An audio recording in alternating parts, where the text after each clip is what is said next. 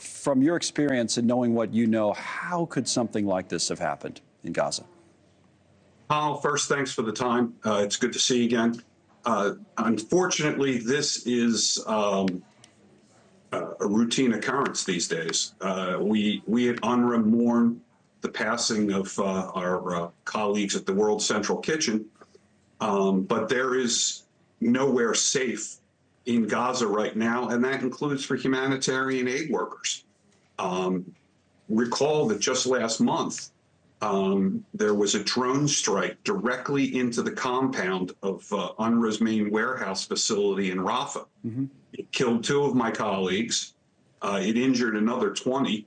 I mean, my goodness, you know, Connell, one of the people who died was stacking diapers when the drone strike hit. And but it's just beyond not safe anywhere. Not safe anywhere, right, at this point. So the question then becomes, is what's happening there being, you know, done on purpose? Or, you know, certainly this convoy was targeted and hit by a strike, but what about what was known by the Israeli military beforehand? You know, Chef Jose Andres, the founder of the World Central Kitchen, said the following. Let's listen. This was not just bad luck situation where, oops, we dropped the bomb in the wrong place, or no, this was over 1.5, 1.8 kilometers with a very defined humanitarian convoy that had signs in the top, in the roof. Signs on the roof, which we've seen with their logo on. I mean, you know how these things work, right? A group like yours, for example, would coordinate with the Israelis about how you were traveling, right? How does it usually work, and what do you think went wrong here? Well, at first, it would be unfair for me to speculate, but I will say this, Connell, it looks just all too familiar, sir. It really does. There have been no less than 3 of our humanitarian aid convoys to the north of Gaza that have been struck, either coming or going. And you are correct. Just so viewers understand, humanitarian aid organizations don't wake up in the morning and say, hey, I think I'll go to this location. Everything in Gaza has to be closely coordinated with the Israeli military authorities. And it's more than just putting UN on the top of the truck or World Central Kitchen. It's all coordinated in advance. And this is not obviously the first time there's been a conflict in Gaza, but it is the first time that I can recall where there is just such a systematic breakdown in the coordination system that results in tragedies like these. So a coordination system. So you don't think, you have no reason to believe it was done on purpose?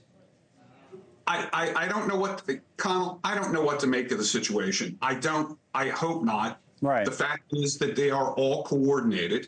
The track record in previous conflicts has been very good, but something's changed here because these incidents keep happening. Right, so this has happened more than once. Now, the way the Israelis are explaining it, and I want to play spokesperson for Netanyahu on this network with my colleague Dan Abrams last night, is that it was just a case of misidentification. Let's listen to that, beginning with Dan's question. Clearly, this aid convoy was targeted. They went after this convoy by mistake, but it was targeted. So this one does feel a little different. Well, according to the preliminary assessment, as the IDF chief of staff came out and said yesterday, it was a mistake of misidentification during night in very complex battle conditions. Complex battle conditions at night. You know, I don't know if it was a drone, say, for example, should the operator have been able to see the logo and that type of thing? I mean, I don't know, but what do you think? Well, Connell, I have a feeling that I'm a lot like you, that what you learn about these technological capabilities appears to be watching things like Jack Ryan or even in the case of the Israeli television network, the TV show Fauda. So, for example, though, let's talk about what happened when they struck our UN-protected compound in Rafah.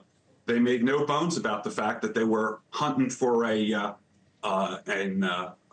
local police officer, and it is war, and it is not neat, clean like a Tom Clancy movie, and mistakes get made.